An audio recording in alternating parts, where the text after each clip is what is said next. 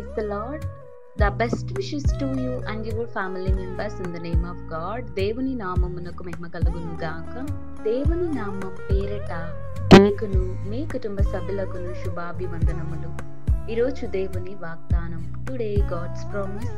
ప్రభువకు యెహోవా ఆత్మ నా మీదికి వచ్చి ఉన్నది. యెషయా గ్రంథం 61వ అధ్యాయం 1వ వచనం. The spirit of the Lord God is upon me. The book of Isaiah chapter 61 verses 1.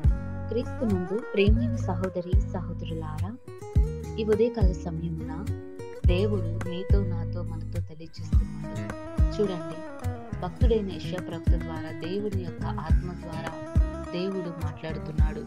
ప్రభువుకు యెహోవా ఆత్మ నా మీదకి వచ్చి ఉన్నదని యెషయా గారు తెలియజేస్తున్నాడండి. యెషయా గారు అంటున్నారు, నీవు దుఃఖములో ఉన్నావా, నలిగిన స్థితిలో ఉన్నావా, నీవు చీకటి బంధకాలలో బ్రతుకుతున్నావేమో, దేవుడు వారందరినీ వెలుగుతో బయటకు తీసుకురావాలని దేవుడు మాట్లాడుతున్నాడు. చూడండి, దేవుని యొక్క ఆత్మ పరిశుద్ధమైనది. నీతిమంతులేనేమి యథార్థవంతులనేమి దేవుడు వారిని కూడా సంతోషంతో ఆనందంతో దేవుడు దీవిస్తాడు. దేవునికి యథార్థవంతులంటే ఎంతో ఇష్టం. మరి మనం ఈ లోకంతో చూసుకుంటే, ఈ లోకంలో సర్వ మానవాళి కూడా పాపము అనే చెరసాలలోను జీవిస్తున్నారు. అందులో నుంచి బయటకు రాలేని పరిస్థితుల్లో వారు బ్రతుకుతున్నారు. చీకటి అగాధంలోను ఆ పాపానికి బానిసయ్యి ఆ పాపం నుంచి విడిపించలేనటువంటి పరిస్థితుల్లో వారు ఉన్నారని దేవుడు మాట్లాడుతున్నాడు. దేవుని యొక్క ఆత్మ మాట్లాడుతుందండి. ఇక నుంచి అయినా మారు మనసు పొందుకొని మీ పాపములన్నీ దేవుని ఎదుట ఒప్పుకున్నట్లయితే దేవుడు మిమ్మల్ని క్షమిస్తాడు.